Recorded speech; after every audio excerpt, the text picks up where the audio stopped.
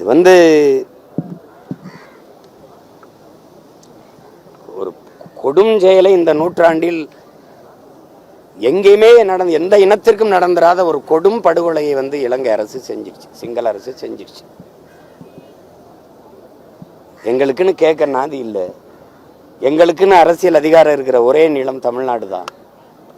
இந்த ஆட்சி அதிகாரம் எங்களுக்கானது அல்ல, எங்களுக்கு எதிராக எங்களுக்கு துரோகமாக சிந்திக்கக்கூடிய செயல்படக்கூடிய அரசுகள் ஒரு வார்த்தை இதை பற்றி பேசுறது இல்லை, ஒரு அறிக்கை இல்லை, ஒன்றும் இல்லை. இந்த அனுரா வந்துட்டா பெரிய தீர்வு வந்துருச்சுன்னா, எல்லா புரட்சி வந்துருச்சுன்னாங்க. ஜனதாவிக்தி புரமுனாவால தான் அந்த மண்ணில் கலவரமே வந்துச்சு. அவர் அதிபரான பிறகு 74 இடத்துல துப்பாக்கி சூடு, 40க்கும் மேற்பட்ட படுகொலைகள் வந்த நாளில் இந்த ஓராண்டுக்குள்ளே. இதை யாரு போய் கேட்கறது? யாரு கேட்கறது? சரி, நாங்க விடுங்க, அந்த நாட்டு மக்கள் விடுங்க, எங்கள் இன மக்கள், எங்க சொந்தங்கள், அந்த நாட்டு மக்கள். இந்த நாட்டு மீனவனை சிறைபிடிக்கிறதுக்கோ இல்லை இந்த நாட்டு மீனவனை சுட்டுக் கொள்றதுக்கோ இங்க என்ன கேள்வி இருக்குது, என்ன நீதி இருக்கு, என்ன நியாயம் இருக்குது? யாரை கட்டுறா படக பரிசு ஏழை விடுறான்னு கேட்கறதுக்கு ஒரு துப்பு இல்லை. அவனுக்கு போர்க்கப்பல் பரிசு, இராணுவ பயிற்சி பரிசு, கடன், வட்டிலா கடன் கொடுக்கறது, அவனுக்கு வர்த்தக ஒப்பந்தம், தொழில் ஒப்பந்தம். ஒரு சர்வதேச நாடு இலங்கைக்கு ஒரு அழுத்தம் கொடுக்க, ஒரு மனிதாபிமான, அது ஒரு இனப்படுகொலை செய்த நாடு, பல லட்சக்கணக்கான மக்களை கொண்டு புதைச்ச நாடு, தமிழ் மக்களின் ரத்தம் தோய்ந்த பூமி, துடிக்க துடிக்க பச்சிளம் குழந்தைகளை, கர்ப்பிணி பெண்களை, வயது முதிர்ந்தவர்களை கொன்று குவித்த நாடு. அந்த நாட்டுக்கு மானுடம் பேசுகிற எந்த மனிதனுடைய காலடி தடமும் படக்கூடாது. அங்க சுற்றுலாவுக்கு போகாதீங்கன்னு ஒரு நாடு சொல்லுமா? இந்திய நாடு சொல்லுமா? இல்ல தமிழ்நாடாவது சொல்லுமா? அப்ப இது எங்களுக்கு இன்னைக்கு எங்களுக்கு நாதி இல்லை, கேட்க யாரும் இல்லை. ஆனால் ஒரு நாள் உலகெங்கும் பரவி வாழக்கூடிய தமிழ் சமூக மக்கள் எழுந்து ஒரு குடையின் கீழே வலிமையான அரசியலாக நாங்கள் நிமிர்வோம்.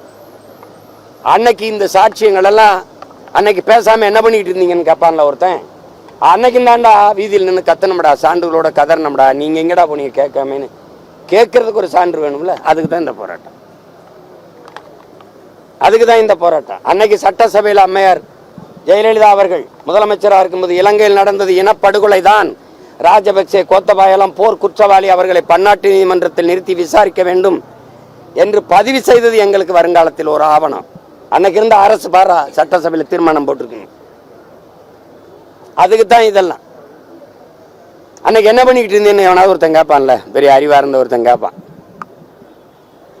இன்னைக்கு வரைக்கும் அது ஒரு இனம் தன் முழு இராணுவ வலிமையை வைத்து ஒரு இன மக்களை அழித்து ஒழித்திருக்கிறது, கொன்று குவித்திருக்கிறது. இதுக்கு என்ன சான்று வேண்டி கிடக்குது? அது இனப்படுகொலை. சிங்களர்கள் கொண்டிருக்கிறது தமிழர்களை, செத்தவன் முழுக்க தமிழன், கொன்றவன் முழுக்க சிங்களன். அதனால இனப்படுகொலை. இதுக்கு என்ன சான்று வேண்டி கிடக்குது?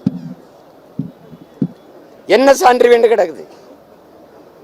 உலகெங்கும் அடித்து விரட்டப்பட்டு, தாய் நிலத்தில் ஆக்கிரமிக்கப்பட்டு, கொன்றொழிக்கப்பட்டு, குற்றுயிரும் குறையுமா ஓடி பல்வேறு நாடுகளை நாடற்ற ஏதிலாக போய் அண்டி ஒண்டி அகதிகளாக வாழ்வது தமிழர்களா சிங்களர்களா?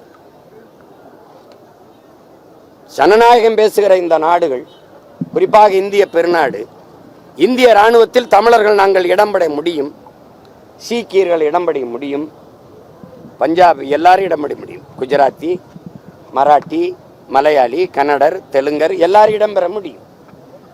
அது ஒரு நாட்டு இராணுவம் என்று சொல்வதை ஏற்கலாம். ஆனால் இலங்கையில் தமிழர்கள் அந்த நாட்டு இராணுவத்தில் நாங்கள் இடம்பெற முடியுமா? இடம் பெற்றிருக்கிறோமா? இந்த கேள்விக்கு ஆற்ற பதில் இருக்கு. ஒரு நாட்டு இராணுவத்தில் ஒரு இன மக்கள் இடமே பெற முடியாது என்ற நிலை இருக்குமானால் அந்த நாட்டு இராணுவம் இந்த இன மக்களை எப்படி பாதுகாக்கும்?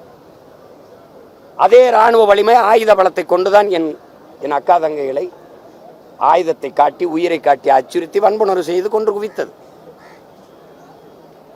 தொண்டை குழிக்கல் கொண்டு துப்பாக்கி செலுத்திட்டு உனக்கு உயிர் வேணுமா, உரிமை வேணுமானா எவன் உரிமை வேணும்னு சொல்லுவான்? இது எந்த மாதிரி அணுகுமுறை? விழுக்காட்டு அடிப்படையில் 60 விழுக்காடு சிங்களர்கள், 40 விழுக்காடு அந்த இராணுவத்தில் தமிழர்கள் இடம்பெற முடியும் என்கிற நிலை இருந்தால் விடுதலை புலிகள் என்கிற ஒரு இராணுவ கட்டமைப்பு உருவாகி இருக்க வேண்டிய அவசியம் ஏன் வருது?